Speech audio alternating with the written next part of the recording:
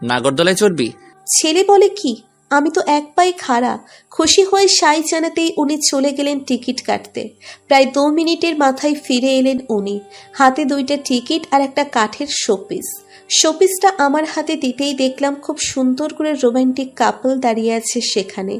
সাদা রঙের গাউন পরা একটি ছোট্ট মেয়ে পুতুলের কোমর চড়িয়ে দাঁড়িয়ে আছে, একটা কোট প্যান্ট পরা ছেলে পুতুল। সাধারণত এই ধরনের শোপিসগুলো কাঁচ দিয়ে বানানো হয়, যেটা আমার কাছে একটা ছিল, কিন্তু কাঠের বানানো এই প্রথম দেখলাম।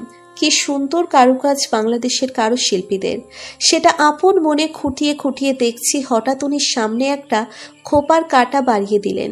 স্টিলের তৈরি বেশ চিকন একটা কাঁটা, তার মাথায় ঝুলানো একটা 4 কোণা কাঠের পাতলা টুকরো, ভেতরে ছোট্ট লাভ শেপের কাঁচ খণ্ড, কাঠের 3 কোণায় 3টে লাল রঙের পমপম ঝোলানো। সাধারণত এমন গ্রাম্য মেলায় বিক্রি হওয়া ছোটখাটো কসমেটিক্সের জিনিসগুলো মানে খুব একটা ভালো হয় না, তাই সেগুলো খুব একটা পছন্দ করি না আমি। কিন্তু ছোট্ট এই কাঁটাটা যেন সত্যিই অসাধারণ। উনি সেটা আমার হাতে ধরিয়ে দিয়ে কানের কাছে ফিসফিস করে বললেন, আজ শাড়ি পরলে এটা তোর খোপায় বেঁধে দিতাম আমি, কিন্তু জিন্স আর টপসের সাথে মানাবে না এটা, তাই কোনো এক সোনালি সকালে শুভ্র শাড়ির জন্যই না হয় তোলা থাক। বলেই নাগরদোলার দিকে এগিয়ে চলে গেলেন উনি। তার কথাটার মানে বুঝতেই কিছুটা সময় লাগলো আমার, মানে বুঝেই লজ্জা পেয়ে ছুট লাগালাম তার পিছে। সাপ খেলা দেখবি 5 ফোড়ন? সাপের নাম শুনে ভয়ে আঁতকে উঠলাম আমি। ভয় পেয়ে তার টি শার্টের হাতা খামচে ধরে গায়ে গা ঘেঁষে দাঁড়িয়ে গেলাম। আমি ভয় পাচ্ছি দেখে হেসে উঠলেন উনি, বললেন, ভিতর ডিম একটা। ভয়ের ঠেলায় সে কথার জবাবও দিলাম না আমি। ছোটবেলা থেকেই সাপ আর কুকুর নামক 2টো প্রাণীকে ভীষণ ভয় পাই আমি। 8-10টা মেয়ের মতো তেলাপোকা নামক প্রাণীটিকে দেখলে মোটেও ভয় পাই না আমি, বরং প্রয়োজনে সেটাকে 2 হাতে তুলে অন্যকে ভয় দেখাতে পারি। কিন্তু সাপ আর কুকুরের বেলায় আমি শেষ। যে রাস্তায় কুকুর থাকে সে রাস্তায় আমি জীবনেও চাই না। উনি সেটা জেনেও এমন ফাজলামো করেন। হাঁটতে হাঁটতে চোখ পড়ল একটা হাওয়াই মিঠাইয়ের দোকানের উপর। দূর থেকে দেখেই ওই গোলাপি সাদা হাওয়াই মিঠাইয়ের উপর ক্রাশ খেয়ে বসলাম আমি। কিন্তু আপাতত সাপ নামক আতঙ্কে আছি, তাই আর সে কথা বললাম না। তাছাড়া বলে কোনো লাভ হবে বলে মনে হয় না, কারণ উনি যে মানুষ তাতে এটা শুনলেই বলবেন, ওগুলো অস্বাস্থ্যকর, খাওয়া যাবে না। কিন্তু আমাকে অবাক করে দিয়ে উনি জিজ্ঞেস করলেন, হাওয়াই মিঠাই দেখেছিস? ওই দেখ। বলেই উনি হাত দিয়ে ইশারা করলেন, দোকানটাকে দেখালেন। তারপর বললেন, খাবি নাকি? আমি খুশি হয়ে মাথা নাড়াতেই হালকা হাসলেন উনি, হাত ধরে নিয়ে চললেন সেদিকে। মেলা ঘোরা শেষ করে আবারও ফিরে চললাম আমরা। এখন উনি বাইক চালাচ্ছেন আর আমি চুপ করে তার পিছনে বসে গোধূলির সূর্য ডোবা দেখছি। কি সুন্দর চমৎকার সূর্য অস্ত যাওয়ার দৃশ্য। কালো হয়ে আসা সবুজ গাছপালার ভিতরে প্রবেশ করছে অস্তমিত লাল সূর্য। আজ 12 তারিখ, কাল সূর্যের ফ্লাইট, তাই চলে যাবার জন্য সব প্রস্তুতি নিচ্ছে ওরা। একটু পরেই রওনা দিবে সূর্য। বাসা থেকে প্রথমে যাবে রেল স্টেশনে, তারপর ট্রেনে করে ঢাকা, তারপর কাল সকালের ফ্লাইটে পাড়ি জমাবে UK, university of Oxford, the most ancient and very well known institution of world. বিছানার সামনে দাঁড়িয়ে লাগেজ গোছাচ্ছে সূর্য। পাশেই তার ঘরের আলমারি, সেখানে থেকে এক এক করে কাপড় নিচ্ছে আর গুছিয়ে রাখছে লাগেজে। এক ধ্যানে সেই কাজ করে যাচ্ছে। হঠাৎ হাতে পড়ল একটা স্কাই ব্লু রঙের জামা, সুন্দর একটা ফ্রক, আর ভিতরে ডিপ ব্লু রঙের কিছু ফুল আর হোয়াইট পুঁথি দিয়ে সুন্দর ডিজাইন করা। হঠাৎ নিজের কাজের ব্যাঘাত ঘটিয়ে জামাটার দিকে এক দৃষ্টিতে তাকিয়ে থাকলো ও। খুঁটিয়ে খুঁটিয়ে সেটাকে দেখছে আর ভাবছে পুরনো দিনের কিছু কথা। জামাটা মৌরিনের। একবার অফিসের কাছে কয়েকদিনের জন্য চট্টগ্রাম গিয়েছিলেন ওর বাবা। ফেরার সময় মেয়ের জন্য সুন্দর এই জামাটা নিয়ে আসেন। এই জামাটাই যে সেই জামা। স্কাই ব্লু রংটা মৌরিন পছন্দের রং, তাই প্রিয় রঙের সেই জামা পেয়ে ভীষণ খুশি হয় ও।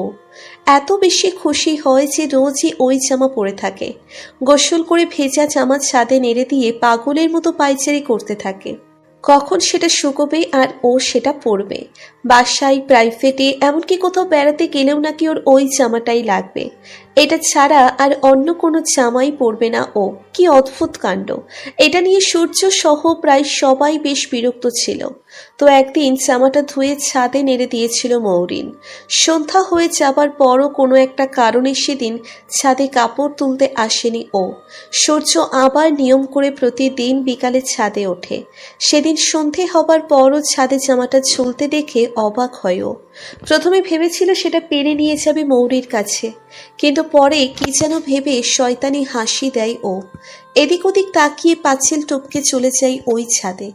এক টানে জামাটা তার থেকে নামিয়ে নিয়ে ফিরে আসে এই ছাদে। তারপর আর কি, প্রিয় জামা হারিয়ে কিছুদিন সেই শোকে শোকাহত ছিল মৌরিন।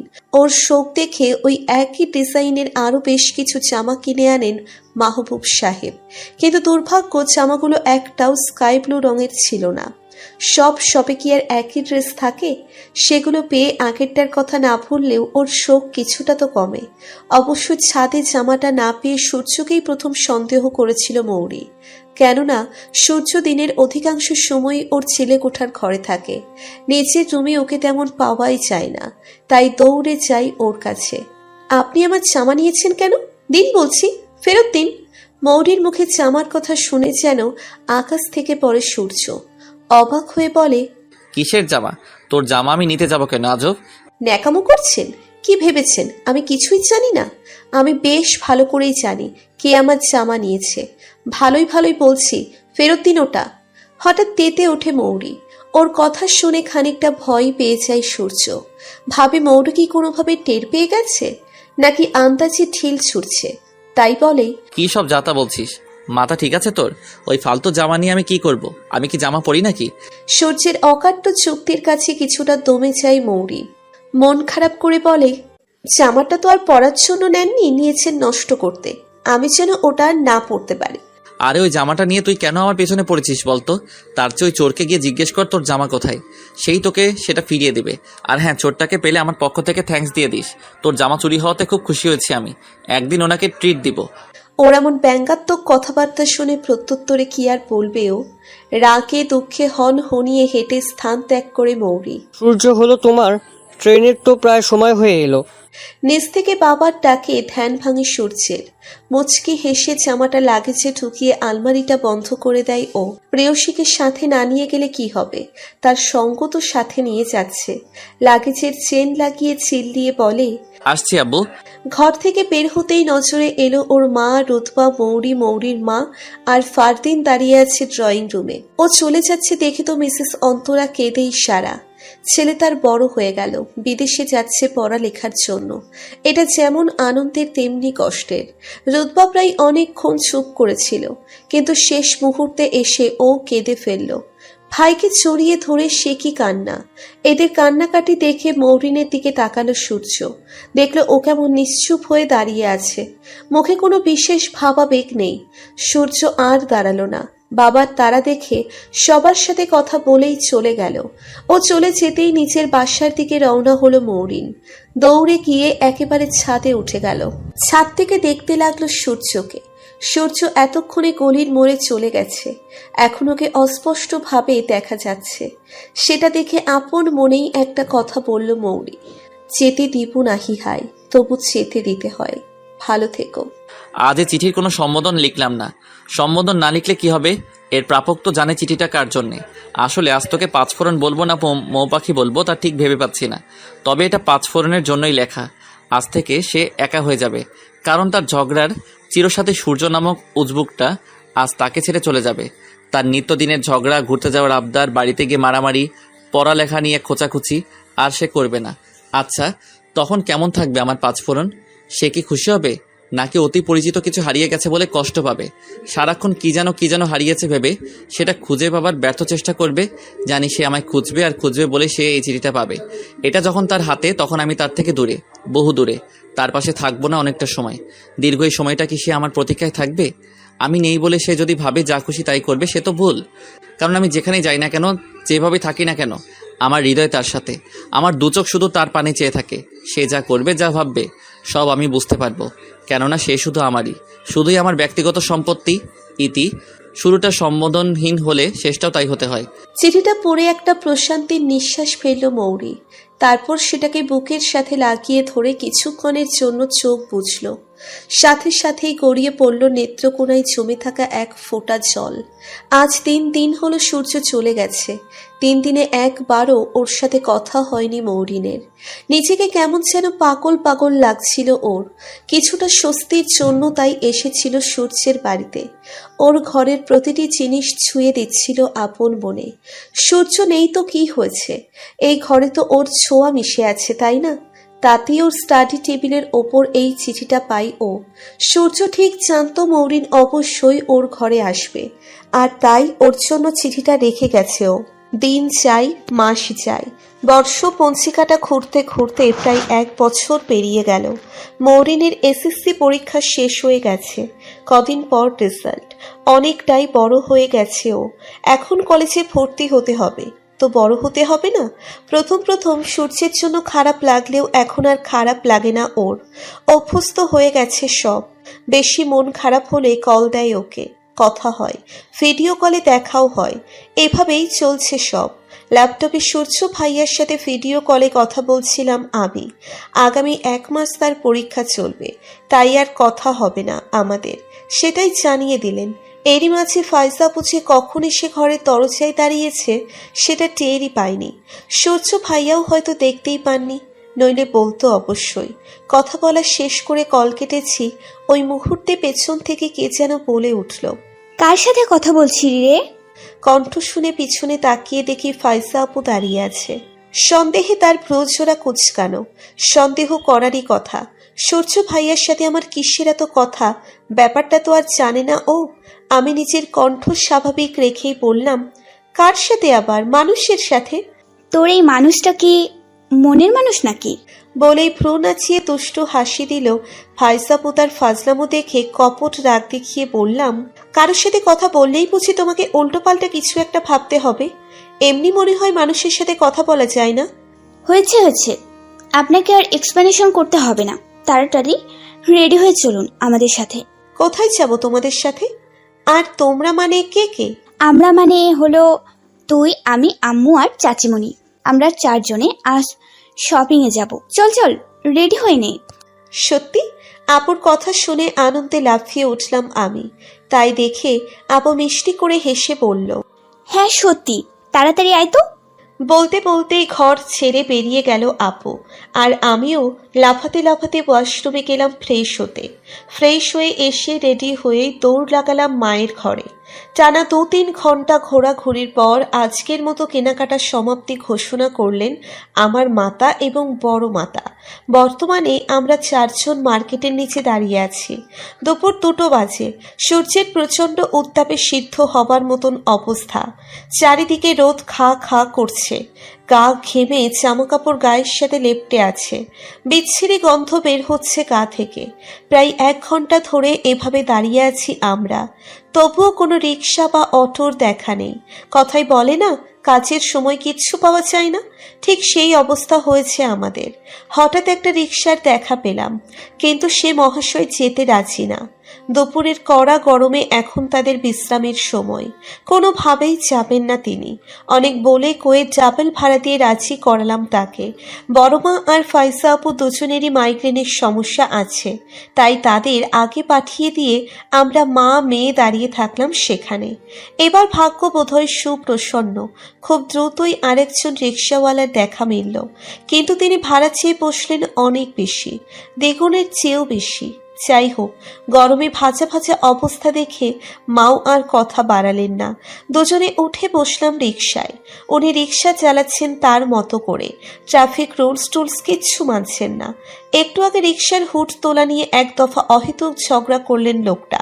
নেহাতি ঠেলায় পড়েছি, নয়তো জীবনেও এই রিক্সায় চড়তাম না আমি। রিক্সাটা আবার পায়ে চালিত না, ইঞ্জিন চালিত, কিন্তু লোকটা ঠিকমতো এটাকে কন্ট্রোল করতে পারছে না। তার মধ্যে ধরিয়েছিলেন একটি সিগারেট। ঘামের বিচ্ছিরি গন্ধ আর সিগারেটের ধোঁয়া মিলিয়ে তৈরি হলো বিকট একটা বাজে গন্ধ, যাতে টিকে থাকা দায়। বেশ কয়েকবার নিষেধ করার পরও যখন উনি শুনলেন না, তখন বাধ্য হয়েই হাল ছাড়লাম আমি। মাকে এই রিক্সা থেকে নেমে অন্য একটা রিক্সা নেবার কথা বললেই বাদ সাধলেন উনি। এতক্ষণ দাঁড়িয়ে থেকে একটা রিক্সা পেয়েছেন, তাই এবার দাঁড়িয়ে থাকতে চান? আর একটা রিক্সা নিতে গেলে বাড়ি পৌঁছতে দেরি হবে না? তাই সমস্যা হলেও এখান থেকে নামবেন না মা। আর তার অকাট্য চুক্তির কাছে হার মেনে নিলাম আমি। চুপ করে বসে নিজের মুখে তালা মেরে দিলাম। বলবোই না আর কোনো কিছু। লাইব্রেরিতে বসে আছে সূর্য। একটু পরেই ওর এক্সাম, তাই প্রিপারেশন নিচ্ছে। পড়তে পড়তেই হাতের ঘড়িটার দিকে তাকালো সূর্য। এটা মৌরিনের দেওয়া সেই ঘড়িটা। ওর কথা অনুযায়ী সব সময় হাতে পড়ে থাকে এটাকে। সর্বনাশ, 10:57 বাজে। পরীক্ষা শুরু হবে 11টায়। হাতে সময় মাত্র 3 মিনিট। এখান থেকে এক্সাম হলে পৌঁছতেই তো 3 মিনিট লেগে যাবে। সূর্য তড়িঘড়ি করে বই গুছিয়ে দৌড় দেয় হলের দিকে। লাইব্রেরি থেকে বেরিয়ে করিডোরে আসতেই হঠাৎ উল্টো দিকে থাকা একটি মেয়ের সাথে ধাক্কা খাই ও। ফলাফল যা হবার তাই হলো। ওর হাত থেকে কাগজ কলম ফ্লোরে পড়ে ছড়িয়ে ছিটিয়ে গেল। ব্যালেন্স না রাখতে পেরে হাতে থাকা ফোনটাও পড়ে গেল। পড়ে গিয়ে ফোনের ব্যাক সাইডে ফাটল দেখা দিল, আর ডিসপ্লের অবস্থা তো চূর্ণ বিচূর্ণ। আচমকা এমন ধাক্কা খাওয়াই রাগ উঠে গেল সূর্যের। মেয়েটাও বেশ ভয় পেয়েছে। ও সরি বলে কাগজগুলো তুলতে সাহায্য করতে চাইলেই আরও ক্ষেপে যায় সূর্য। কিন্তু কেন যেন কঠিন কোনো কিছু বলতে গিয়েও আর বলতে পারল না। কিছু না বলেই একা একা ওগুলো গুছিয়ে নিয়ে নেয়। ফোনটা হাতে নিয়ে পাওয়ার বাটনে চাপ দিয়ে দেখে অন হচ্ছে না। তবে এটা নিয়ে বেশি মাথা না ঘামিয়ে এক্সাম হলের দিকে যাত্রা করে ও। সামনেই একটা চৌরাস্তার মোড়। রিক্সাওয়ালা কোনো দিকে না দেখেই টান দিলেন রিক্সা। এটা দেখে রাগে কিছু একটা বলতে যাব, তার আগেই বিকট একটা শব্দ করে পেছন থেকে একটা ট্রাক ধাক্কা দিল আমাদের রিক্সাটাকে। ধাক্কা খেয়েই উল্টে গেল রিক্সাটা, আর আমি ছিটকে পড়লাম রাস্তার পাশের ফুটপাতে। রিক্সা থেকে পড়ে মাথায় প্রচণ্ড আঘাত পেয়েছি আমি। মাথাটা কেমন ঝিমঝিম করছে, কানের কাছটা কেমন ভেজা ভেজা আর চিপচিপে লাগছে। হয়তো মাথা ফেটে রক্ত ঝরছে। কষ্ট করে চোখ মেলে দেখি একটু দূরেই পড়ে আছে রিক্সাওয়ালাটার নিথর দেহ। সারা গা তার রক্তে মাখামাখি, মুখটা তার থেতলে গেছে, রক্তে ভেসে যাচ্ছে রাস্তাটা। অ্যাক্সিডেন্ট হয়েছে দেখে আশেপাশের লোকেরা ছুটে আসছে। এদিকে ট্রাকটা দাঁড়িয়ে গেছে একদিকেই। কিছুতেই চোখ খোলা রাখতে পারছি না আমি। এত কিছু দেখে মাথার মধ্যে একটা কথাই ঘুরপাক খাচ্ছে, মা। মা কোথায়? কি হয়েছে তার? অনেক চেষ্টার পর মাথা তুলে দেখলাম রাস্তার ঠিক মাঝখানে শুয়ে আছে মা। রিক্সাওয়ালাটার মতো তার মুখেও রক্ত, মাথার নিচ দিয়ে গড়িয়ে পড়ছে রক্ত, হাত পা তার নিথর। এই দৃশ্য দেখে শরীরের সমস্ত শক্তি দিয়ে চিৎকার দিলাম, মা! না, আর পাচ্ছি না। ব্যথায় চোখ জোড়া বুঝে আসছে আমার। তবুও দেখতে পেলাম কিছু লোক এসে ধরাধরি করে তুলছে মাকে। শুনতে পেলাম অ্যাম্বুলেন্সের প্যাপো প্যাপো শব্দ। আর কিচ্ছু মনে নেই আমার। ফ্রেন্ডদের সাথে কক্সবাজার এসেছে রুদ্র। সারাদিন সি বিচে ঘোরাঘুরির পর হোটেলের রুমে বসে আড্ডা দিচ্ছে সবাই। একদিকে টিভি চলছে, আর একদিকে রুদ্রের এক ফ্রেন্ড রাতিব হাতে গিটার নিয়ে টুংটাং সুর তুলছে। দূর থেকে শোনা যাচ্ছে সমুদ্রের গুরুগম্ভীর ঢেউয়ের গর্জন। খোলা জানালা দিয়ে আসছে রাতের ঠান্ডা বাতাস। বন্ধুদের উচ্চস্বরে হইচই সব মিলিয়ে আড্ডার দারুণ পরিবেশ। টিভির দিকে কারো মনোযোগ নেই। অহেতুক চলছে ভেবে টিভিটা বন্ধ করে দেবার জন্য উঠে দাঁড়ালো রুদ্র, কিন্তু রিমোট খুঁজে পাচ্ছে না। এত মানুষের নাড়াচাড়াই কোথায় যে সেটা রেখেছে কেউই বলতে পারছে না। অবশেষে রিমোট হাতে পেয়ে টিভি বন্ধ করতে নিলেই একটা খবরের চোখ আটকে যায় রুদ্রের। বিভাগীয় শহর রংপুরের অতি ব্যস্ত রাজপথে আবারও সড়ক দুর্ঘটনা। আজ দুপুরে নগরীর মূল সড়কে এক রিকশাকে পেছন থেকে আসা ট্রাকের ধাক্কায় ঘটে এই ঘটনা, যাতে ঘটনাস্থলে প্রাণ হারায় সেই রিকশা চালক ও একজন যাত্রী। রিকশায় থাকা অন্য আরেক যাত্রীর অবস্থা গুরুতর। তাকে জরুরি ভিত্তিতে রংপুর মেডিকেল কলেজ হাসপাতালে ভর্তি করা হয়েছে। খবরটার সঙ্গে সেখানকার কিছু ছবিও দেখানো হচ্ছে, যেটা দেখে থমকে যাই ও। যদিও সেখানে আহত কিংবা নিহত কোনো মানুষেরই ছবি দেখাচ্ছে না, তবুও কোনো এক অজানা আতঙ্কে শিউরে ওঠে রুদ্র। টিভিটা অফ করে দিয়ে ব্যস্ত ভঙ্গিতে পকেটে হাত ঢুকিয়ে দেয়। ফোনটা বের করে তড়িৎ গতিতে কল করে মৌরিনের নাম্বারে। ও জানে না হঠাৎ এমন লাগছে কেন, খবরটা শুনে কেন এত ভয় পেল ও। সেখানে তো তেমন কিছুই বলেনি, তবুও শিওর হবার জন্য মৌরিকে কল দিয়েছে ও, কিন্তু কল ঢুকছে না। বারবারই ফোনের ওপাশ থেকে ভেসে আসছে অতি পরিচিত এক নারী কণ্ঠস্বর। দুঃখিত, আপনার ডায়ালকৃত নম্বরটিতে এই মুহূর্তে সংযোগ দেওয়া সম্ভব হচ্ছে না। Sorry, the number you are dialing is currently unreachable. মৌরিনের ফোনটা বন্ধ দেখে ভীষণ অবাক হয় রুদ্র। ওর ফোন তো কখনোই বন্ধ থাকে না, হঠাৎ কি হলো? ব্যস্ত হয়ে তারপরও যখন ও আবারও 2-3 বার কল দিল তখনও কোনো লাভ হলো না। এরপর মৌরিনের মা মানে ওর ফুপিকে কল লাগালো। এখানেও ভেসে আসছে ওই নারী কণ্ঠস্বর। রাগে মাথা ফেটে যাচ্ছে রুদ্রের। কি হয়েছে কি হিমামের?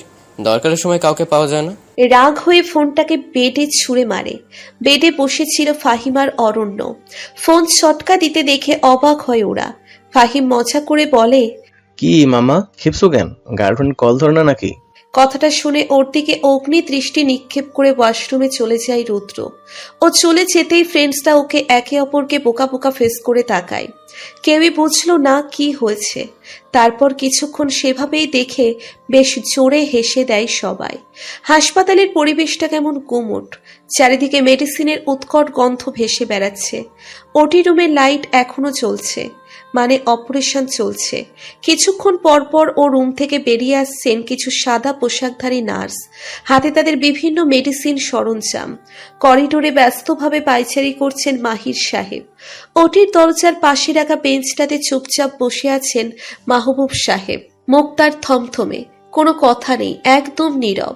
অ্যাক্সিডেন্টের খবরটা শুনে সেই যে একটা চিৎকার দিয়েছিলেন, তারপর থিওর তিনি আর একটা কথাও বলেনি। কথাই আছে না, অল্প শোকে কাথর, অধিক শোকে পাথর। ঠিক সেই অবস্থা হয়েছে ওনার। পরপর দুটো দারুণ শোক পেয়ে উনি পাথর হয়ে গেছেন। একদিকে প্রিয় স্ত্রীর মৃত্যু, অন্যদিকে ওটির বেডে শুয়ে মৃত্যুর সাথে লড়তে থাকা একমাত্র সন্তান। কিভাবে এই শোক সামলাবেন তিনি? হোটেলের লবিতে বসে ডিনার করছে সবাই।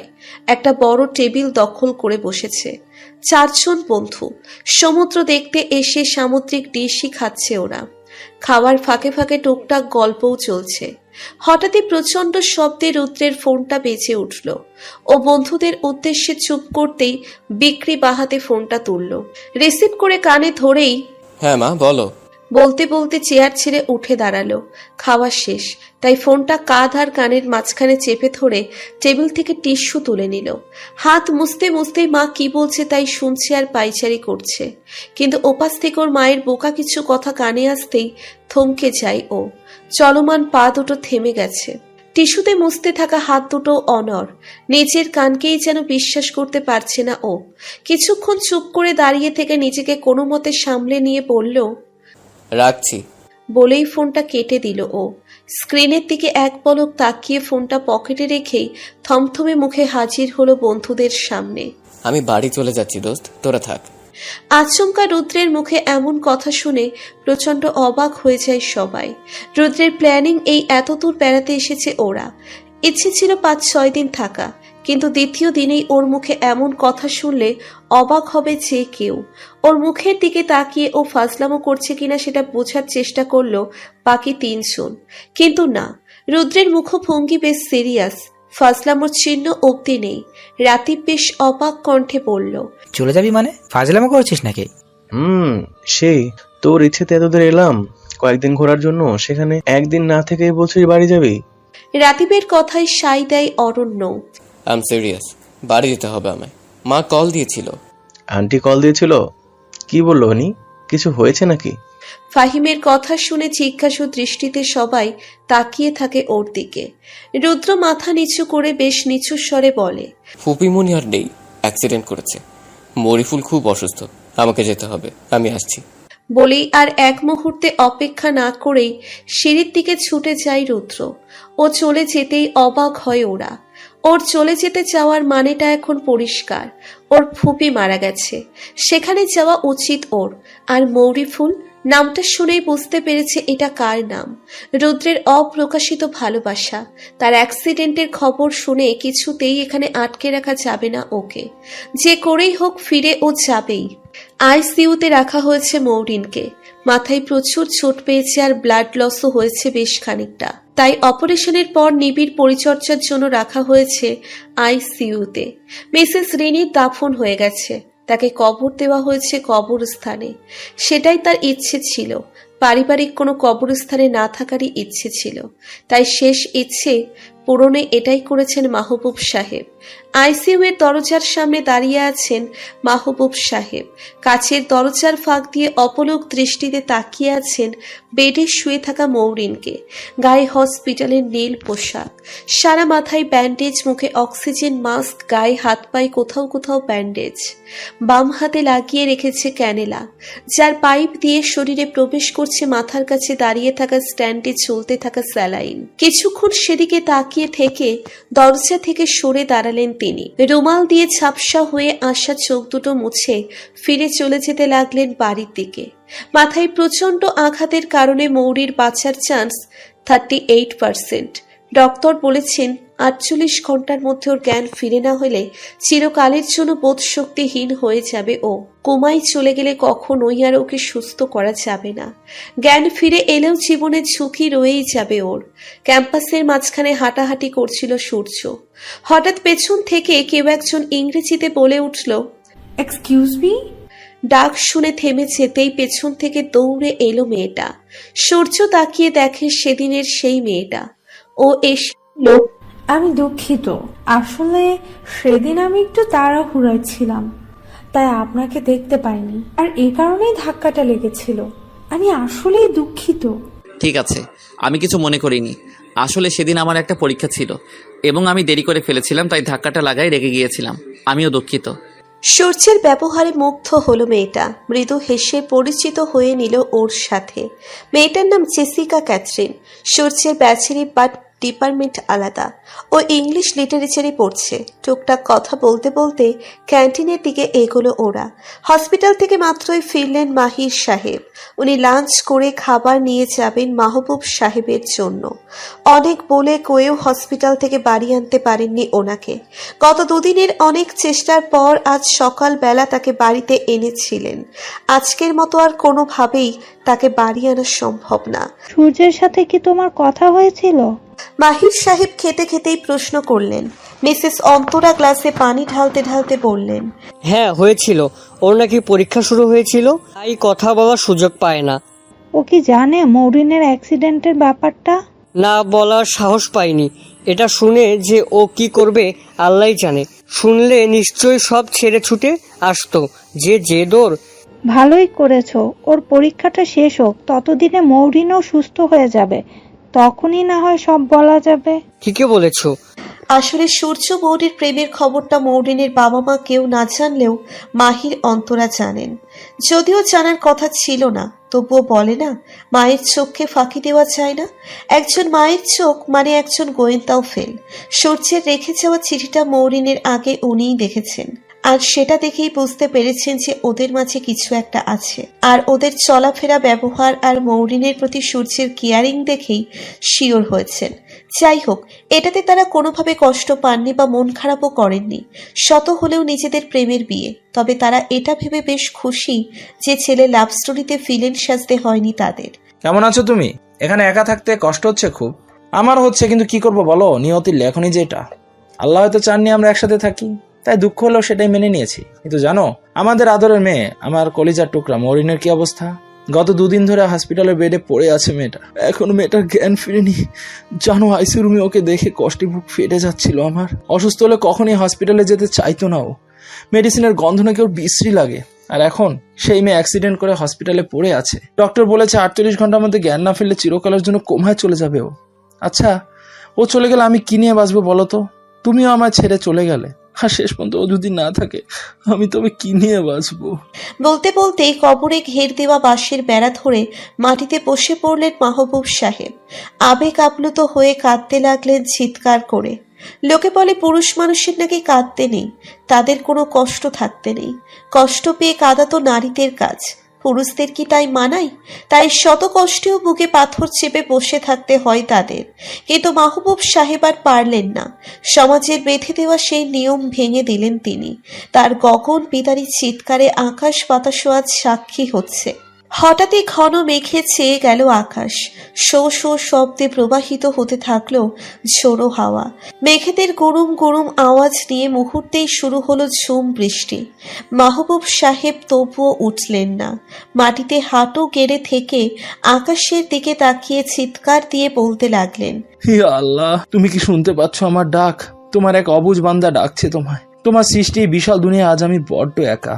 আমার স্ত্রীকে কেড়ে নিয়েছো তুমি, আমি কিছু বলিনি, কিন্তু আল্লাহ, আমার মেয়েটাকে আমার কাছ থেকে কেড়ে নিও না তুমি। এই অধমের উপর একটু রহম করো আল্লাহ, মেয়েটাকে বাঁচিয়ে দাও তুমি। ও ছাড়া যে কেউ নেই আমার, দয়া করো আল্লাহ, দয়া করো। বলতে বলতেই পাশের বেড়ার সাথে মাথা ঠেকালেন তিনি। বৃষ্টির পানির সাথে তার চোখের পানিগুলো মিলেমিশে একাকার হয়ে যাচ্ছে। মাথা থেকে বৃষ্টির পানি পড়ছে অবিরল ধারায়। প্রবল বর্ষণের তোপে পড়ে পরনের সাদা পাঞ্জাবিটাও যেন কর্তমাক্ত হচ্ছে, সেদিকে খেয়াল নেই তার। মিসেস রেনি বেঁচে থাকলে হয়তো আজ এক ঝাঁক বকুনি ছুটত তার কপালে। এমন বৃষ্টিতে কাক ভেজা হয়ে ফিরতে দেখলে হয়তো হেসেই খুন হতো মৌরিন। বলতো,